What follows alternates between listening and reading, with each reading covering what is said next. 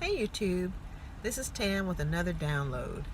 Today I was just thinking about when people have arguments or disagreements, and disagreements are what we term as misunderstandings.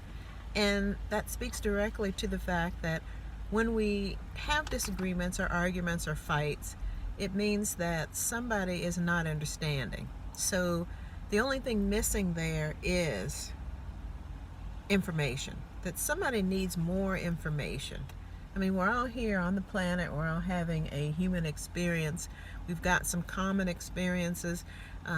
We've got some things that are not so common in our life experience, from our pillars of association, how we were raised, what our belief systems are, our past hurts and trauma, and all these types of things get in the way of us being able to understand one another. So it's okay to disagree, because of course we're all coming from a different space. We all have a different level of experiences in our lives, of recorded tracks from the past that plug into our ability to survive. So I like to say that when we have disagreement, it means that we're not agreeing to agree agreeably, if you will, or agreeing to disagree agreeably, recognizing that that other person has a right and does have another perspective due to their experiences. So I like to look at it as an opportunity to become more understanding, that when I don't understand somebody's perspective, maybe I need to become more understanding. And in that way, when I become more understanding, they will pick up on my intention, my vibration, my feeling tone of desiring to get them and to actually fully hear them, rather than interjecting my own beliefs and perspectives. We have to recognize that nature speaks directly to this ability to have one thing happen in the world of nature, and one person might see it as a horrible thing, whereas another would see it as something that is good and beneficial. Like the lioness who hunts down and attacks and kills and eats the antelope. And one person would say, well, that's horrible. The antelope got killed, it got murdered, and it died.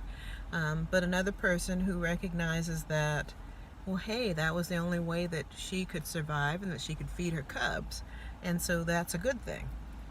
So we have to look at everyone having a different perspective from the needs that they need to fulfill in their lives.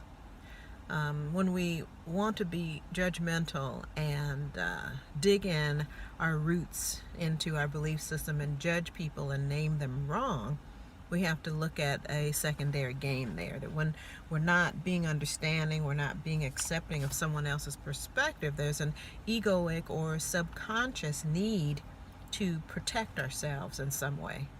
That there's a need to be right. You know, we need to be comfortable in our perspective. It needs to be correct for us to feel safe and to feel okay in the world.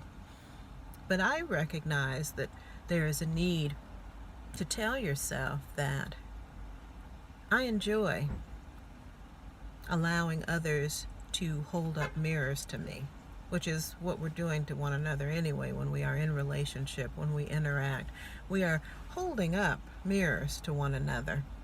And in that mirror, you can get to take a look at those small, dark spaces that need to open up and expand so that you can grow. So that you're not holding on to limiting beliefs that are keeping you small and stuck in reactive mode, where you are always defending your perspective, that yours is the only right one.